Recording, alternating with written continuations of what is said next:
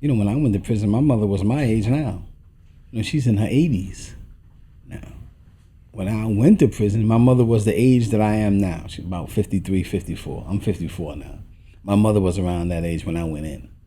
And she was mobile. She would, walk around. She would take the van. The van would drop her off, right? She would come up with Sabrina to come visit me and stuff. And, she would always sometimes come by herself, bring me food packages. And now I see her, she slowed down because of age. And then I have to be there for her, right? So you see all of this happening while you're in prison. You're watching, little kids grow up in the visiting room. I know kids that were 4 or 5 and now they're like 6'6". They've tried out for the NFL. My friend's son, Kason Masai, he was a professional fighter and from out of Newark, New Jersey, heavyweight. They said if anybody could beat Mike Tyson, it was him. His son was about maybe 2 or 3 when I first met him in the visiting room. And now he's this guy, he tried out for the Jets. He played for UMass. He tried out for the Jets. He went to the combine. He didn't make it. Now he's doing real estate. They told him stay in shape. But this guy's like 6'6", huge. I'm talking about these guys. This kid is huge. Yeah. And you think about you watched him grow up in the visiting room. Is that what got you into wanting to help the families? Like seeing that? Absolutely. Like witnessing it? Absolutely. Watching young people, particularly one particular incident where a young person wanted to stay with their father and not leave with their mother. And they were old enough to kind of understand that, jail and prison is a bad place. But, that didn't even cross his mind. He just wanted to be with his dad. Right. Whatever his dad was telling him or being, he needed that male figure. He needed that masculinity. He needed his presence. And several times he would break down on the visiting floor. I want to stay with daddy. And for me, it was like, wow. I remember, feeling that way when I was going to school with my mother. So imagine how a kid feels when the father's not coming home. Right. And these guys got life bits. These guys got 30, 40, 50 years. And their kids are coming up faithfully for years saying, I want you to come home. When you coming home, Dad? Right? You think you're going to be home for my birthday this year? Different things like that. And you wonder what happens to these young people. Society doesn't really talk about the children of incarcerated parents. And there's some like 2.7 million in the United States, right? That are growing up without their parents, right? You got tons of celebrities whose parents have been incarcerated their entire life. We got 300,000 in Florida alone. Yeah, CJ Stroud, the quarterback for the Texans, right? He's crying out now for his father, who has 38 years for a robbery. Wow. And we're trying to get, I have some people trying to get involved in that. Dorian Finney-Smith, that plays for the Brooklyn Nets, prior to him being drafted from, being traded from the Dallas Mavericks to the Brooklyn Nets in an exchange for Kyrie Irving, Mark Cuban, the great guy that he is, he says, we're going to get your father out. We're going to get him out. And he recently got his father out after 28, 29 years. Father never seen him at an NBA game until he was recently released, So it's so many people that are actually children of incarcerated parents, families that are impacted by incarceration that you would just never know. Yeah, and then the thing is that nobody thinks about it until you're in it, right? So like a lot of times you have the parents who come into the visiting room, they start becoming friends because they got to find ways to make it to visit all the time. And then like once you get into that community, it's crazy because you see like how big it is and how many of them it is. And that's the reason why we decided to get into it, me and Amanda, because that's our family, that's us. I met my son when he was 3 months old already. I missed the birth of my son completely. Amanda had him while she was incarcerated. And she was completely adamant about doing something about it because the way her experience played out, she was incarcerated and she got to go to the halfway house to have the baby. But she said that experience was worse than actual prison. Like They just treated them below anything, So imagine they got 6 women in one room. All the babies are crying. Like when one baby cries, all the babies cry. You know what I mean? And you got the COs where these are not even real COs. These are just dudes who they hired, popping in random times of the night, just being sketchy, treating them a bunch of women like lower than anything. So she was not gonna let it go, and she kept telling me for years when we came home, we have to do something. They we had have to. men COs in those incidents. Oh yeah, that seems wrong too. It is wrong, and so many levels. And there's only one place in Florida, I think, where they have this is like a special halfway house where they could go in and take care of the kid for like the first 3 months, and then after 3 months, my mom had to come pick up my son, and then she had to go back and finish the rest of the prison time that she had. So that's when I got to meet him. But man, you talking, you just reminded me of stuff, and I'm over here like kind of reliving it. And it was those we're the families that got messed up. So I knew that we just had to do something about this, because there's no support when you come home for this type of stuff. There's nobody looking out to help you. In fact, they being like the system that is set up makes it harder for everything. I'm still having problems getting apartment buildings now because they want to, do background searches, and I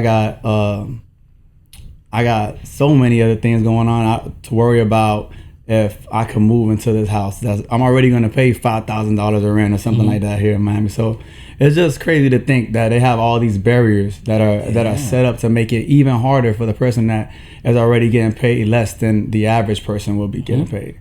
And these are families. These are human beings, man. And across the country, the females are, sexual assaults at an all-time high in the Bureau of Prisons. Females are assaulted by correction officers on a daily basis, right? I know a friend of mine who's a judge, and her daughter's incarcerated, and her daughter would not leave the housing. She would leave the housing area she was in a maximum security prison, because she was afraid of one particular officer who had a reputation, right? And so she would leave the dorm every day. And the judge has sat down and told me we didn't want to complain because we're afraid for her life right now, right? And it wasn't until recently that a young lady was on the phone, and he walked by, and he said to her, the officer said to a young lady on the phone, he says, "You look like you want to get fucked tonight." And the family on the other end heard him and reported it to Albany. And they have the recording that they got rid of him. This is a recent and that's occurrence. What it takes. That's what it takes. And this guy has been doing this for years. For years, right? And women that are incarcerated, they tell you the visiting rooms are empty. A lot of men are not going to visit the women. They're treated as pregnancy. They just recently had a law passed on the shackle during pregnancy. That just passed. Yeah. Oftentimes they would have them shackled. And you got 80% of them being mothers. Yeah. 80% of the women behind bars being mothers. 80%? 80%. 75% of fathers are incarcerated. So 75% of the men there are fathers. So And parental 80%. incarceration is a lot bigger than what people think about it. Absolutely. Yeah. Absolutely. The majority. Yeah. And the biggest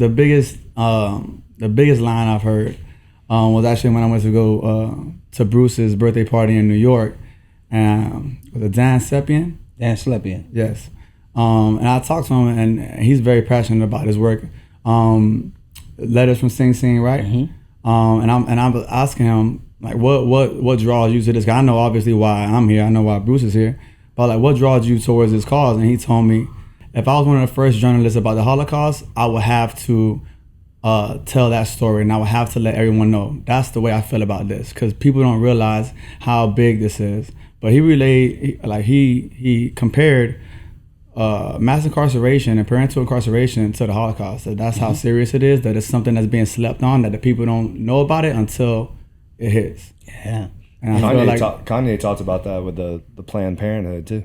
Yeah. Of like they're, being very specific where they put Planned Parenthoods in lower income neighborhoods. And so I mean, one thing that I would like, I mean, what can we do? Like, because now, you hear y'all's story, and there's tons of other stories, like, but how do we change this? I think first is talking about it, right? It begins with educating the masses about this massive problem.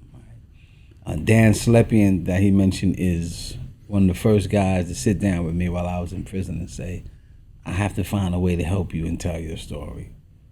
And he would tell me this over and over again. Dan is like committed to this. He's helped about 5 guys get out of prison.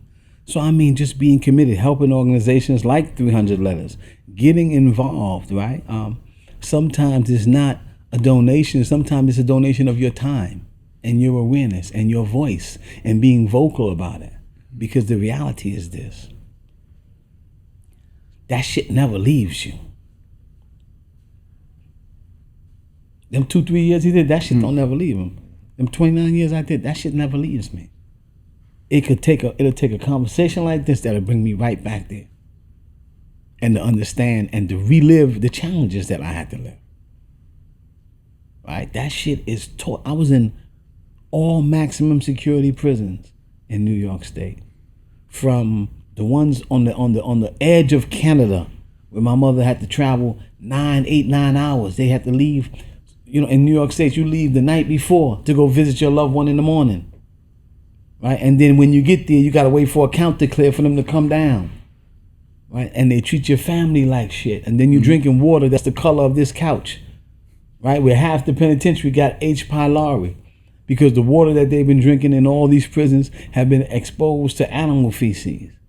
Right? And then you're getting the worst food that you can think of in prisons. And what people don't realize is food matters. What you put into your body, it literally impacts how you think and how you live your day, right? How you live your life day in and day out. The clarity that you may receive. Poor food, poor diet is everything. So you get a poor diet and then you get a bunch of volatile and violent guys that are using drugs or selling drugs. It's a level of hopelessness that exists inside these prisons, right? And if once you give a guy no hope, you give a guy an LWOP, life without parole, which is a very common sentence now in New York State. Once a guy gets an LWOP, it's almost like, what is he living for? And that's how most of these men live their lives, right? They come from, poor environments to begin with. So they were hopeless in society. So going to prison was not that far from living in the projects in Far Rockaway or the South Bronx or something like that, right? So there's a level of hopelessness, and no one ever sees these people. They've been invisible when they were in society. They're invisible now because they're behind prison bars, and it's difficult. And you got some solid men and women behind bars that are talented, that are smart, that can change the world, right? That they just need an opportunity, right? Because they're better than the worst thing they've ever done. They're better than the poor decisions that they've ever made, right? And that decision doesn't define who they are, right? They can rise above that and become better, right? So many of us have. So many, if you look across the country and you look at the formerly incarcerated people like Legend, look at the work that he's doing. Look at the lives that are impacted by the work that you're doing and Amanda's doing. When they sentenced you, they didn't think about that. In fact, they didn't give a fuck if you ever made it out there or not. That's to do the what you're problem. doing. Yeah, 100%. You see? Right? Yeah. So, it was like they removed the humanity from you. So you were dehumanized and placed in the situation where you were completely overlooked. But no one knew you would come out and be an extraordinary young man that you are now. Right? They don't think about that. And I mean, Amanda, that was her first time ever getting in trouble ever. And she was pregnant. Well, no, she didn't know she was pregnant at the time, though. But, I mean, it's incredible, what they're willing to do or what they're willing to throw away for, to do it for it's for numbers, right? All right, you do this for me, I'll do this for you. The lawyers will literally make deals with each other. All right, hey, just give them this much time, and then we'll do something next time, And they don't care about the person. It's just a number on the paper. Just a number a lot on of the times. paper.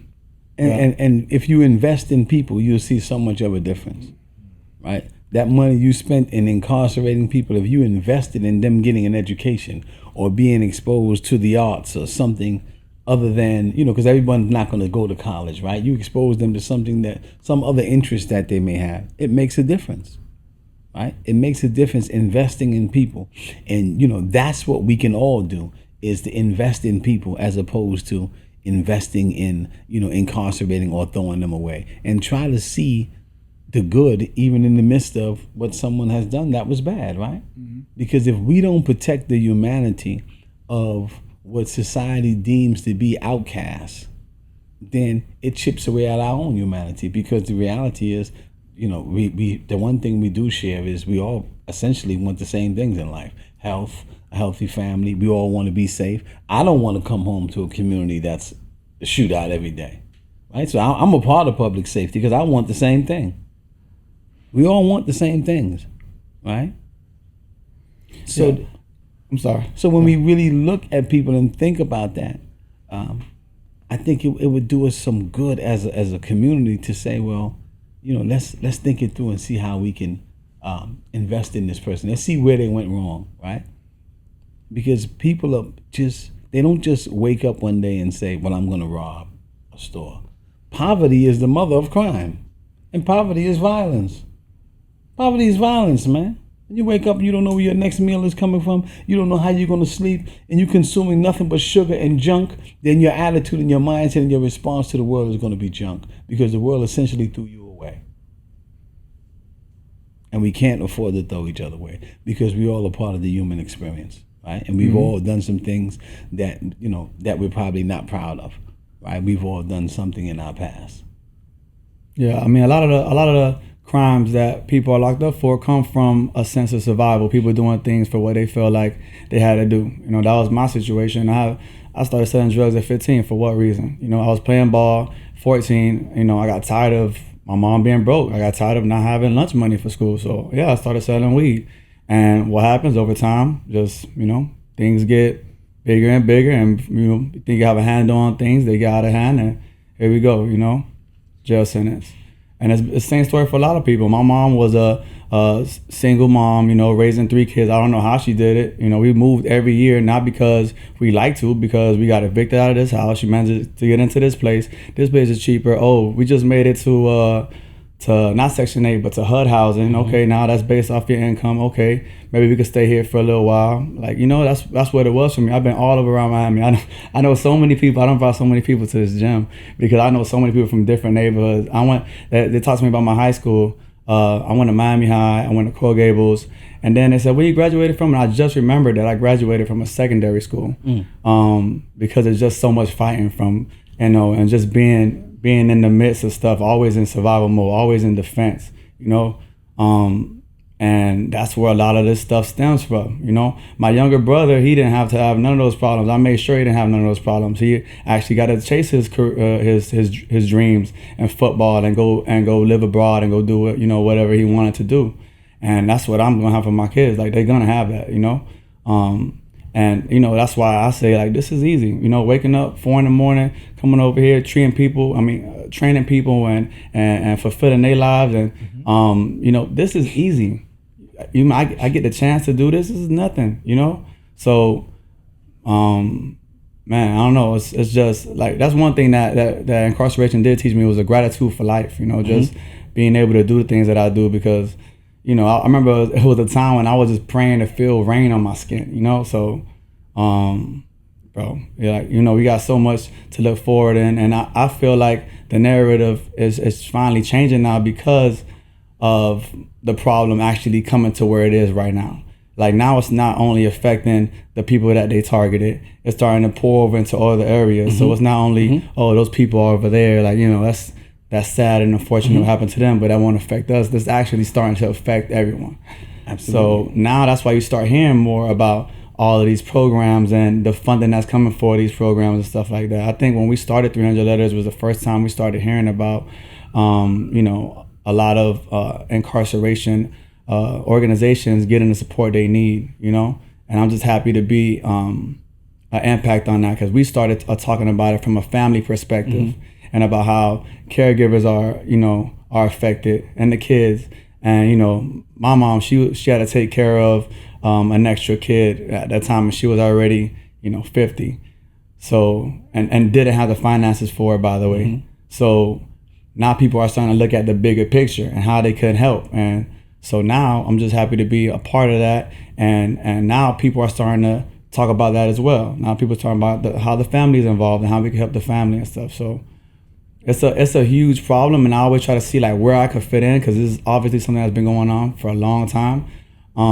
Bruce is working on, you know, the law side of stuff and getting people back home. I just feel like I'm in the area where I could help people on their way back. You know, if I can't stop you from going to prison, I'm gonna make sure that your kids are not gonna go to prison. The intergenerational incarceration, making sure that we stop that cycle, because kids are 6 times more likely to go to prison once their parents go. You know, so I know my kids lost 2 parents at the time. So was that make them 12 times? Man, my kid ain't gonna be no statistic. And I always said I wasn't gonna be a statistic, and here I was. I just remember, like, bro, I always said this wasn't gonna be me. And that's what happens though when you in that type of lifestyle, that behavior. You never think it's gonna be you. I don't think anybody really does something knowing what the end result is gonna be. That you're gonna end up. You always think that you're slicker than the next person, right? And before you know it, a number on the board. But the good thing about it is that you've been able to turn your pain into purpose. Right? Your little brother was able to chase his dreams because you provided him with what? Stability, what you didn't have. And it's like, you know, when a person wakes up with a lack of stability, right, with a lack of knowing where the next meal is coming from, or if they're gonna have a, you know, shelter over their head, or if they're gonna have money to buy the basic necessities, and that's what drives people towards crime.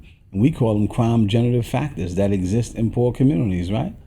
These factors exist, and crime is not an individual thing, right? It's society plays a role in that, right? It's a social dynamic to crime.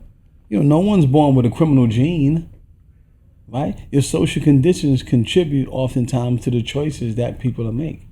100%. Right? Because people lack options. I met some young guys in Far Rockaway, which is a really poor neighborhood that we work out of in Queens, and these guys have never been on. Many of them never been on a plane. They've never left Queens. Right? So when you start talking about choices, you got to provide a person with options, and they have to be able to see that there's something more that they can do with their lives besides the housing projects in which they live in, or the gang, or the Bloods, or the Crips, or the Gangster Disciples, or the Folks, or whatever gang that they claim. They got to be able to see beyond that, so that they can see themselves. Right? 100%. I'm laughing because the first plane I got on was 21, so I ain't know nothing more than Miami the first 21 years of my life. And I was blown away when you said the first time you came to New York was to my party last year. Your kids had all that clothes. They was happy for the cold. They loved it. Yeah. And I was honored to have you there, man. Yep. You know, that meant a lot to me. But you know, you're making a difference. You're making a difference with 300 letters. You're making a difference in lives by telling your story and sharing your story. It allows someone else to see themselves and say, I can do that too. Right? You're not just, you know, you're not just a gym instructor. You're a motivator. You're an inspiration. And oftentimes we don't see that, right? Oftentimes we spend, one of the things I was thinking about the other day was how we spend such a little bit of time eulogizing someone when they die, right? So we try to put 50, 60 years of life into 45 minutes, right? Because we don't celebrate each other while we're here. And we got to celebrate each other. We got to celebrate you, man, for what you're doing. Right? And everything I'm doing is due to this man right here, because you know, when I met him, he didn't ask anything about none of that stuff. He just said, you know, he's like, I like your effort. You want a job here? I said, yeah. And he said, all right, here's your schedule. I'll see you soon. Sure, the schedule was 7 days a week, but shit. I said, you want to test me? Let's go. I just came from working out 4 or 5 hours a day for no reason. That's right. This is nothing. So, you know, hard work and effort, and you know, just and following this man's mentorship has got me to this point. You know, and the community that he built, they the ones that embraced my idea when I told them about 300 letters. That's the only reason that is here. You know, 2 years of fundraising through them essentially, and through him. You know, doing classes and whatever it may be, and you know, different launches of different products, just trying to build hype and build awareness and make people care. And nobody would have cared if they didn't care about Legend first, you know, and that was just built through the platform that he gave me. So, and that's right. That's why you got to be celebrated, right? We got to celebrate each other now while we live, and we can't wait till a guy's sick or a guy passes away to say, oh, this guy was a great guy, we just want to talk about you. We got 3 minutes apiece to talk about you. No, we celebrate you now. Now, give you your flowers so that you can appreciate the fragrance of the rose. Right? You can't appreciate it when you're in the grave or when you're in that casket. That's true. You got to be able to appreciate that fragrance. So we celebrate men like you that open doors for guys like us, right? I also introduced him to a guy named Hector Guadalupe that has a Second You Foundation, which is a foundation that brings guys that come home. It takes them through their certified fitness train course and then gets them a job somewhere in the gym in Manhattan in New York City. And for the last few months, I've been telling Hector, yo, you and Legend got to get together and you got to bring that to Miami too, man. Because guys coming home in Miami, they need to get certified. Yep. They need to get certified. They need to get jobs in gyms so that they don't resort to what they know best because we're creatures of habit, right? So you come home, and where I come from, to be quite honest with you, it's easier for me to get a gun and drugs than it is for a person coming out of prison to get a job. It's That's really crazy. just that simple. I'm That's being crazy. completely honest with you. It's And you hear easy. that all the time. Oh, it's all a the fact. time. It's a fact. Like I walk with young people to court 2-3 times a week. Every time I'm taking them to court. You know, sometimes these guys got to stash knives, mace, switchblades. They stash them outside. They got to hide them before they go into the courtroom. And they say because there's so much gang violence going on, so much gang violence in their community that they're always on high alert, always feeling like there's a threat. So I tell them, listen, you don't have to live like that, right? You got to change your environment, and they don't feel like they have choices. We got to open up doors like the ones you opened up for him so people can know that there are choices out there that they can make. There are better choices. People see good in them. You saw something in him, so you opened up a door for him. And you look at what you got, right? Look at what you got. Yeah, for sure. Look at what you got. Well, I think the biggest thing you said was you can't judge people off of a bad decision. Like, we all make bad decisions, but unfortunately, sometimes you make a real bad decision. You have consequences, and then based off of that decision, now you have to kind of redeem yourself. But you need to be given an opportunity to do so. So I think more people have to be willing to give other people opportunities from their mistakes, you know, and treating people like human beings first and foremost. Like we said too, he's not like I had a guest on and we were talking about this. Is like a football player is not a football player. He plays football. You know, I'm not a gym owner. I own a gym. Like we are not what we do. We are who we are. Like within, you know, we're so much more.